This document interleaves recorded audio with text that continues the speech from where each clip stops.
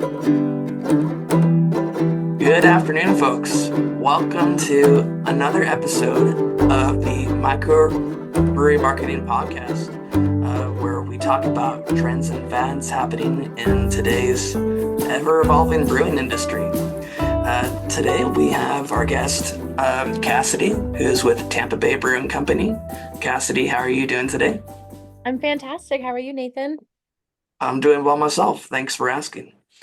Um, Cassidy, would you mind sharing a little bit of your background and how you got started in the brewing industry? Yeah, absolutely. So I fell in love with craft beer when I was in college. One of my friends was in a physical therapy training course, and Brittany Barry, who from Barry House over here in Tampa, was actually one of the assistant professors. So we found out about Barry House and quickly found out about Tampa Bay Brewing Company and Florida Avenue and so many other wonderful breweries. And from there, after brewery hopping throughout college, I realized I wanted to stay in this industry, not just partake in all the good beer and all the fun that I had. So when I graduated, I applied to a couple places. One of them stuck, and now I get to utilize my marketing degree and be in the industry that I absolutely love. That's wonderful to hear. And then, would you be able to share a little bit behind the story of Tampa Bay Brewing and its unique character and focus? Absolutely, yeah. So Tampa Bay Brewing Company is really unique because we're one of Florida's, or not one of Florida's, but one of Tampa's longest running breweries. So we've been open for almost 30 years now.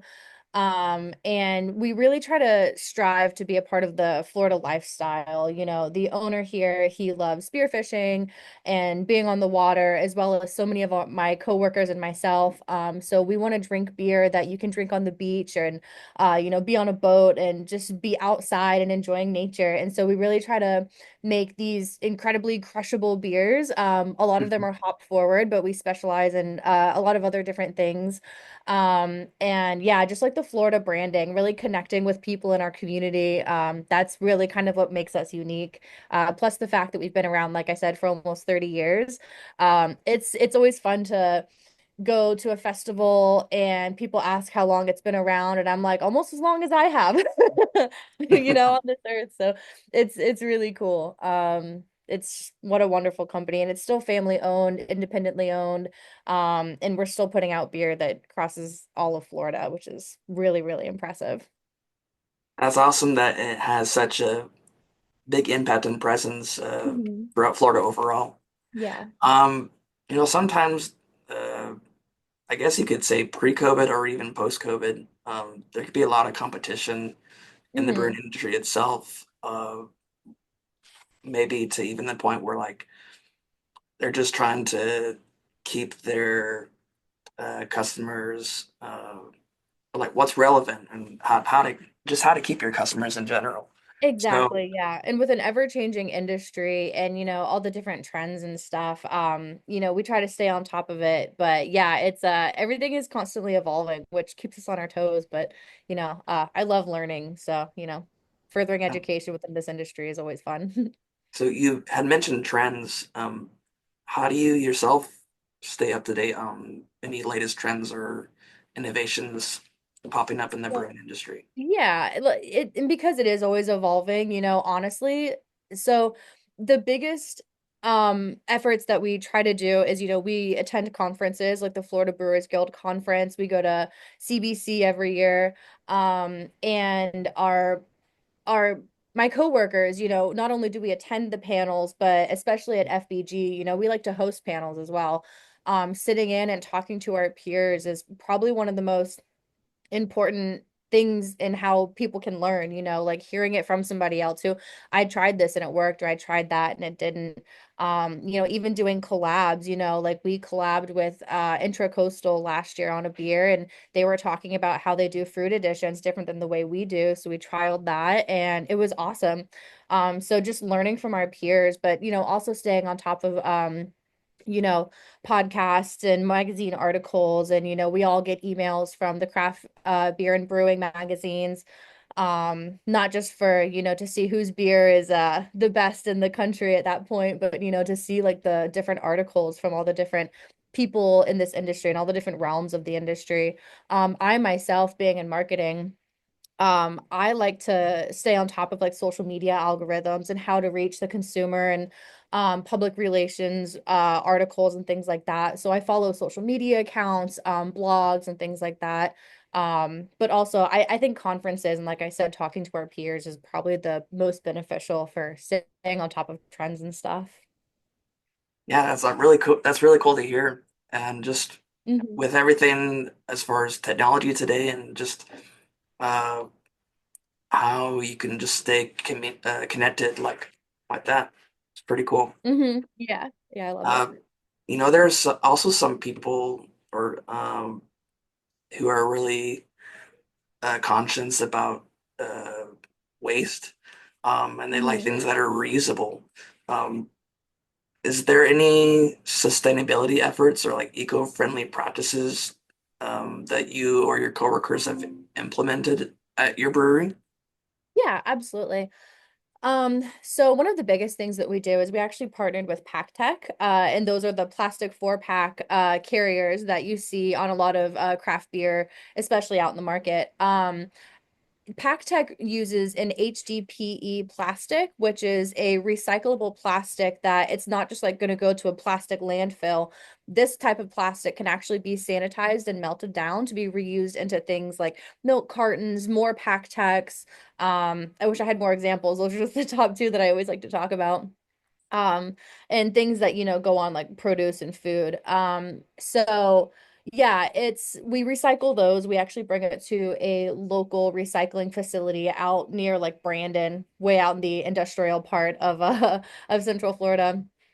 Um, and last year we recycled, I want to say like almost 100 pounds of pack tax. And that's not just from us, but we have our customers bringing them in, which is really cool, and I wish I could explain like how light a pack tech is. Like if you put it on a scale, it barely registers a couple of grams. So Mhm. almost 100 pounds. That was multiple trips out there, tons of, industrial sized trash bags full of pack techs that we brought over. Um, so that was a really cool effort that we started doing and are continuing to do. But on top of that, in Hillsborough County, especially, it's kind of tricky for businesses to recycle. So we actually had the county drop off a cardboard recycling trash bin so that it's not just going in the regular bin to be put into a landfill. So we actually recycle our cardboard, which is not always easy, for, like I said, companies. Usually recycling efforts are for residents only, but we manage to get around that and try to do as much as we can.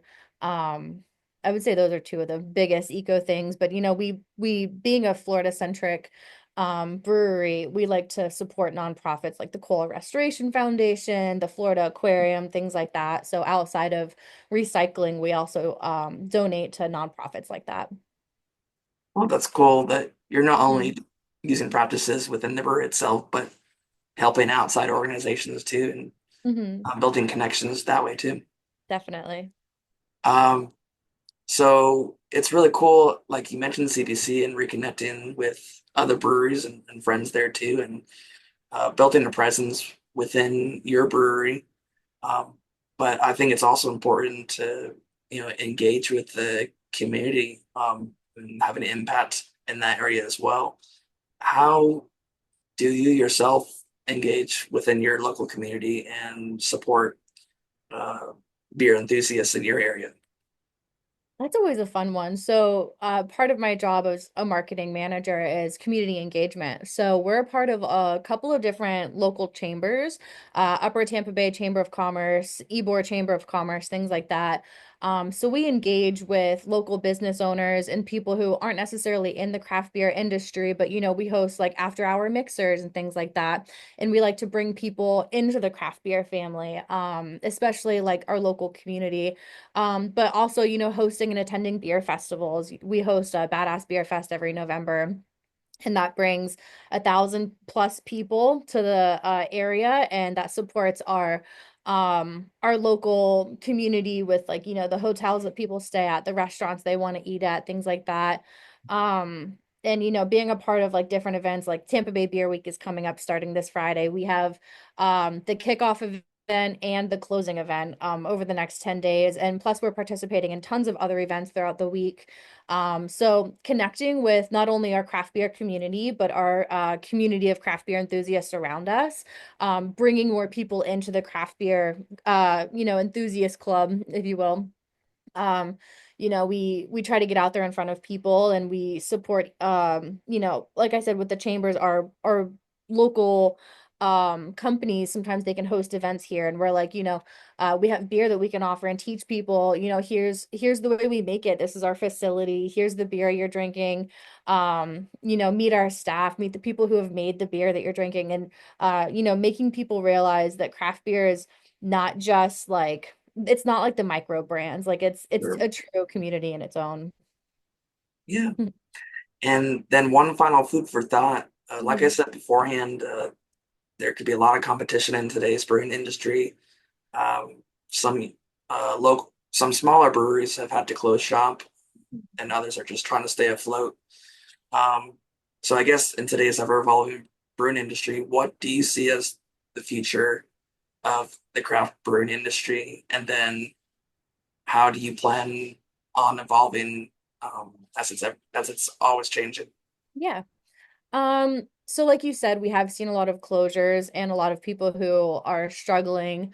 But what I'm seeing because of that is, everybody who's in craft beer started because we were enthusiasts, or maybe it was a hobby at first where we were home brewing.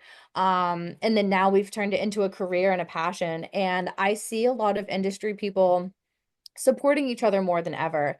It's not just about hosting events and attending events. It's about going to one of your local breweries and, not expecting a free pint because you're in the industry, but just like attending, saying hi, like drinking beer, paying for your beer, showing up for everybody in the industry. It's really important. And I see a lot more support within all of us craft beer employees. We're going out to breweries more and trying to support each other. But I'm also seeing, there was a slight downtick in engagement across different craft beer groups, like Pink Boots. I'm a part of Pink Boots. I'm on the board here in Florida. We are seeing lower numbers than we have in previous years, but when we show up really hard for each other. So I'm seeing, like, a regrowth in these types of groups. And same thing with the Master Brewers Association, the Tampa Bay Brewers Alliance, all of those things. I'm seeing more engagement and just people genuinely like showing up for each other, because we realize, like, it's not just like our neighbors who are struggling, but everybody in Florida, everybody in the craft beer industry. So showing up for each other is like the least we can do. And I'm really proud to say that, I'm seeing it from a personal aspect. I like to go to my favorite breweries, outside of drinking here at work. I go to, all sorts of places around Tampa and get to see your friends. Yeah. It's a lot of fun. There's a lot of good beer out there. Well, that's great to hear. Again, I appreciate you being on the show today. Love the insight. Great food for thought. Thank you. And folks, join us next time on the next episode of the Micro Brewing Marketing Podcast. Thanks again. Thank you so much, Nathan.